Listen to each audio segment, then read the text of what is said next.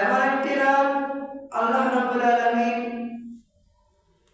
যে রাতে আল্লাহর হাবিব সাল্লাল্লাহু তাআলা আলাইহি ওয়াসাল্লামকে পৃথিবীর জমিন থেকে লা মাকানে নিয়ে দিদারে ইলাহি দান করেছেন। সুবহানাল্লাহ।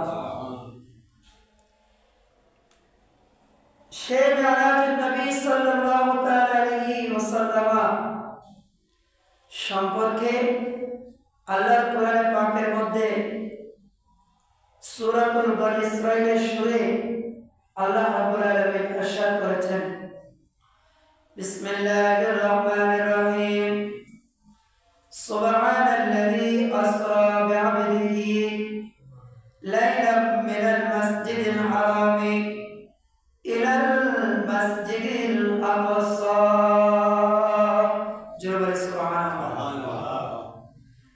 আল্লাহ রাব্বুল আলামিন কোরআন কারীমের 15তম পারা শুরুতে আল্লাহ বলতেছেন, সুবহানাল্লাযী সুবহানাল্লাযী বিআবদিহি, ওই জাত পাকের পবিত্রতা ঘোষণা করেছেন।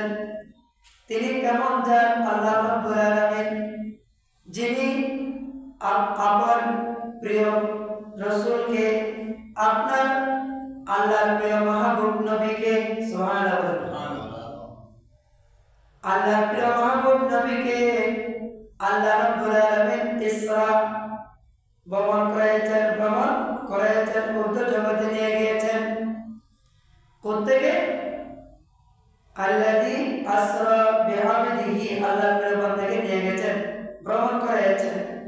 মিনাল মাসজিদিল হারাম, পবিত্র মসজিদে হারাম থেকে, ইলাল মাসজিদিল আকসা, পবিত্র বাইতুল মুকাদ্দাস শরীফ। সুবহানাল্লাহ। আল্লাহ রাব্বুল আলামিন বলেন, পবিত্র কোরআন পাকের মধ্যে ঘোষণা দিচ্ছেন, ও বান্দা, তোমরা অবশ্যই শুনে আশ্চর্য হয়ে যাবা। আমি সেজন্য সুবহান শব্দ ব্যবহার করেছি, যিনি কত পবিত্র, যিনার মর্যাদার কোনো তুলনা হয় না। তিনি এমন শক্তিধর, যার ক্ষমতার কোনো, আল্লাহর ক্ষমতার উপর কোনো ক্ষমতা থাকতে পারে না। ও রব্বুল আলামিন এমন একটি জাত পাক, তিনি আপনার প্রিয় হাবিবকে দাওয়াত দিয়ে পবিত্র মসজিদে হারাম থেকে বাইতুল মুকাদ্দাসে ভ্রমণ করেছেন। সুবহানাল্লাহ। এটা হলো ইসরা। এটা নাম কি? ইসরা, যেটা আল্লাহর প্রিয় হাবিবকে পবিত্র মক্কাতুল মুকাররমা থেকে বাইতুল মুকাদ্দাস পর্যন্ত ভ্রমণ করেছে। মুফাসসিরিন کرام আয়াতের ব্যাখ্যা করেছেন যে আল্লাহ রাব্বুল আলামিন কেন পবিত্র মক্কাতুল মুকাররমা থেকে মসজিদুল আকসার কথা উল্লেখ করেছেন। সুবহানাল্লাহ। আল্লাহ তো চাইলে সরাসরি মক্কার জমিন থেকে আল্লাহর হাবিবকে সোজা উর্দু জগতে ভ্রমণ করাতে পারতেন, মক্কা নিয়ে যেতে পারতেন, কিন্তু এটা কেন করেছেন? মুসলমান আরবের মানুষ আল্লাহর হাবিবকে যখন আরব দেশে প্রেরণ করেছেন, এমন একটি সময়, এমন একটি প্রেক্ষাপট আল্লাহ পড়িয়েছেন, যে সময় আরবের মানুষ এত বেশি খারাপ ছিল, পৃথিবীর মধ্যে সর্বাধিক বেশি খারাপ মানুষ থাকলে আরববাসীরা ছিল। পৃথিবীর মধ্যে সবচাইতে নিকৃষ্ট মানুষ তারা আরববাসী ছিল। এমন এমন জঘন্য কাজ তারা করত, যেটা অন্য রাষ্ট্রের মানুষ করত না। তার চরিত্র এত বেশি খারাপ ছিল, তারা এত বেশি জঘন্য অপরাধ করত। সেজন্য আল্লাহ হাবিবকে সেই জায়গায় প্রেরণ করেছেন, আল্লাহ নির্বাচিত করে নিয়েছেন। কারণ সেই জায়গার মানুষ যদি বলা হয়, তখন তারা সেখান থেকে পুরো বিশ্বকে নেতৃত্ব দান করবে। সুবহানাল্লাহ। ওই দেশের মানুষ এই আল্লাহ হাবিবকে পালন করে, যারা অতি নিকৃষ্ট ছিল তাদেরকে পৃথিবীর মধ্যে সর্বশ্রেষ্ঠ মানুষ বানিয়ে দিয়েছেন। সুবহানাল্লাহ। আল্লাহ হাবিবের আদর্শ দিয়ে আল্লাহ তাদেরকে এত বেশি পরিবর্তন করেছেন, যেটা পৃথিবীর অন্য কোনো মানুষকে পরিবর্তন করে নাই। সুবহানাল্লাহ। আল্লাহ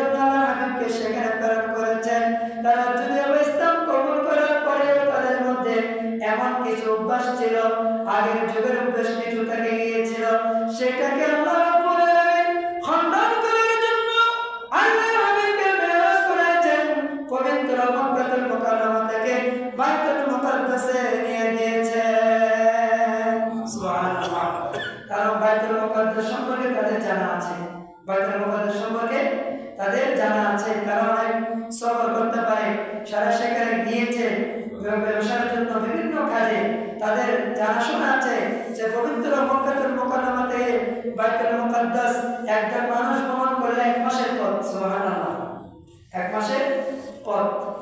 সেই জায়গায় আল্লাহর হাবিবকে যে আল্লাহ রাব্বুল আলামিন বলেছেন রাত্রের কিছু অংশে, সামান্য অংশের মধ্যে পবিত্র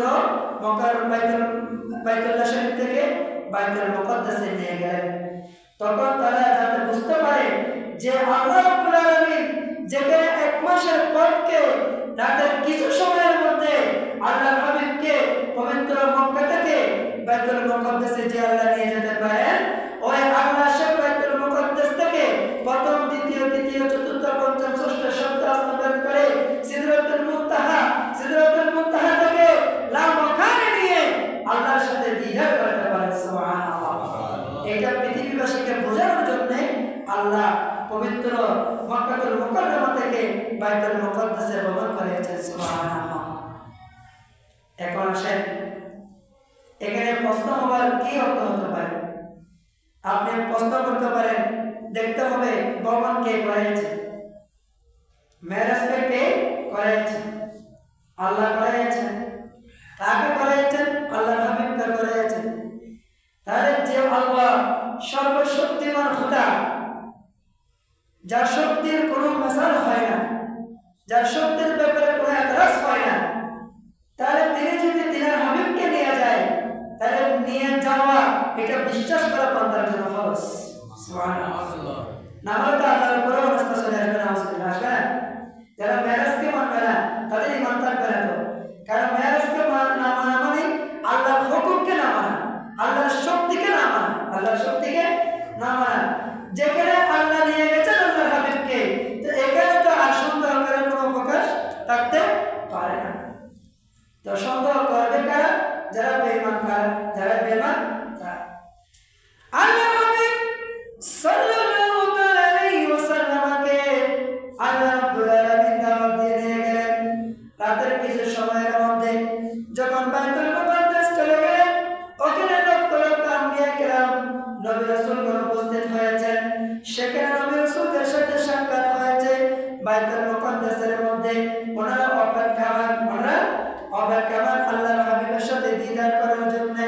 আল্লাহর হাবিব সাল্লাল্লাহু আলাইহি ওয়াসাল্লাম যখন তশরিফ নিয়ে গেলেন, সমস্ত নবী রাসূলরা ওখানে কাতারবদ্ধ হয়ে দাঁড়িয়েছেন।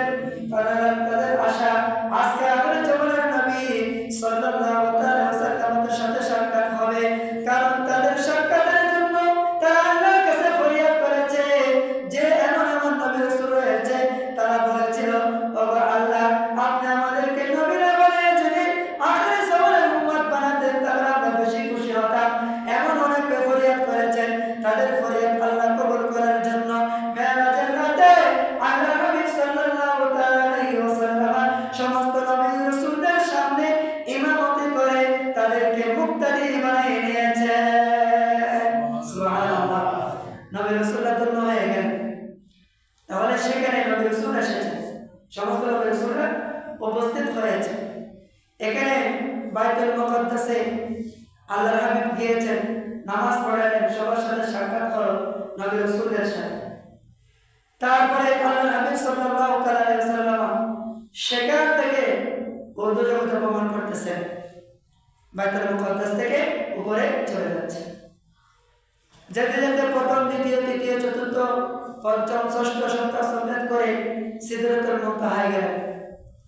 সিদরাতুল মুনতাহা যাওয়ার পরে জিবরাইল আলাইহিস সালাম বলতেছেন, ইয়া রাসূলুল্লাহ, আমি তার উপর আর যেতে পারবো না। আল্লাহ আমাকে যত ক্ষমতা দিয়েছেন আমার পাওয়ার এখানে শেষ। এখান থেকে আল্লাহর নূরি জগতের তরঙ্গ চলতেছে, ওখানে আমি যেতে পারবো না। ওই জায়গা থেকে যদি আমি 100 পরিমাণ উপরের দিকে যাই, আমি জিবরাইল ফুলে সারখার হয়ে যাব। আল্লাহু আকবার।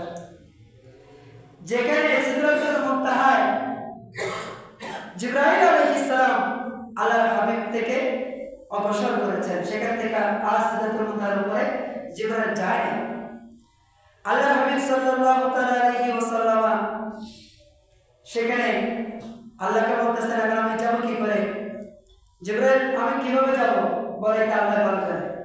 দেখা যাচ্ছে একটা রূহ এসে আল্লাহ হাবিব সাল্লাল্লাহু আলাইহি ওয়াসাল্লামের কথা মুবারক কানের উপরে নিয়ে উর্দু জগৎ ভ্রমণ করতে শুরু করেছেন। সুবহানাল্লাহ।